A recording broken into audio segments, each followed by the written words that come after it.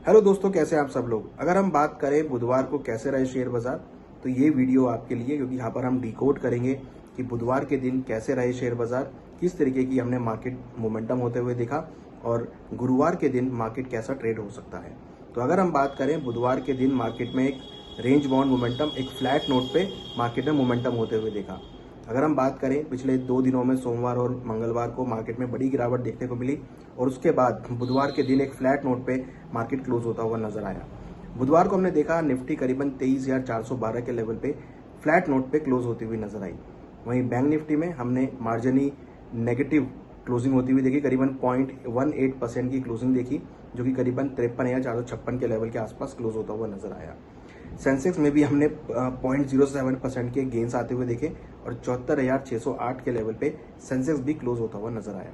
वहीं अगर हम रुपये की बात करें तो रुपये फ्लैट नोट पे 95.62 के लेवल पे फाइनली क्लोज होता हुआ नजर आया। तो हमने देखा कि पूरा ही शेयर बाजार के अंदर एक मिलाजुला कारोबार देखने को मिला। हालांकि हमने लोअर लेवल से मार्केट में रिकवरी जरूर आती हुई देखी।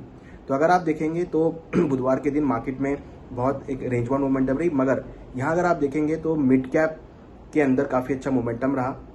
स्मॉल कैप, मिड कैप में एक अच्छी रिकवरी देखने को मिली।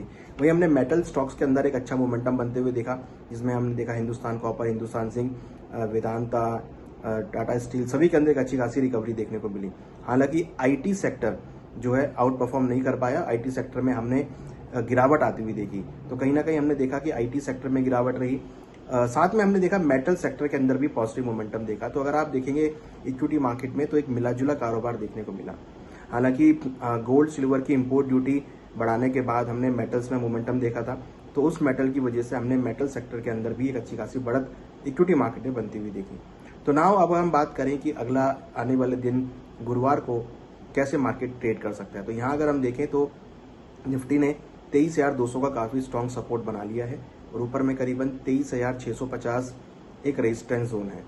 23,650 अगर निफ्टी ब्रेक करता है तो फिर 23,800 और 23,900 तक के लेवल आपको देखने को मिल सकते हैं। अगर हम बात करें बैंक निफ्टी की, तो बैंक निफ्टी में करीबन 52,500 एक स्ट्रॉन्ग सपोर्ट है और ऊपर में करीबन 54,000 एक रेजिस्टेंस लेवल है। 54,000 का लेवल अगर ब्रेक होता है तो फिर पॉजिटिव मोमेंटम देखने को मिल सकता है। हालांकि 52,500 एक स्ट्रॉन्ग सपोर्ट के तौर पे भी देखने को मिल रहा है। सेंसेक्स की अगर बात करें तो सेंसेक्स में करीबन 73,000 स्ट्रॉन्ग सपोर्ट है और 76,000 एक रेजिस्टेंस लेवल है।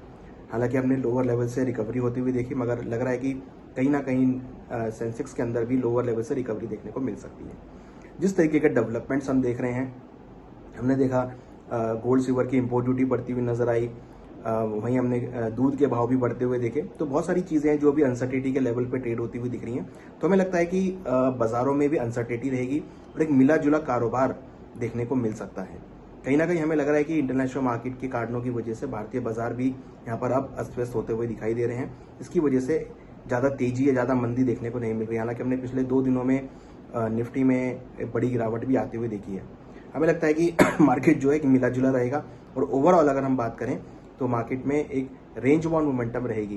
निफ्टी में 23,200 से लेकर 23,600 के बीच मार्केट घूम सकता है और हमें लगता है कि आने वाले दिनों में मार्केट में बहुत एक रेंज बाउंड मोमेंटम रहेगा। बट हाँ, कहीं ना कहीं निचले स्तरों पर खरीदारी भी देखने को मिल सकती है, क्योंकि जिस तरीके से कहीं ना कहीं यूएस और ईरान के बीच बातचीत होती हुई दिख रही है, उससे काफी हद तक मार्केट को सपोर्ट मिल सकता है और बाजारों में लोअर लेवल पे खरीदारी देखने को मिल सकती है। तो अगर हम बात करें गुरुवार की, तो गुरुवार के दिन लगता है कि मार्केट में एक पॉजिटिव मोमेंटम रहेगा और निचले स्तरों पर सपोर्ट लेवल के आसपास Nifty, bank Nifty, Sensex, metal index, साथ में अगर हम बात करें ऑटो इंडेक्स में मिड कैप, स्मॉल कैप में रिकवरी देखने को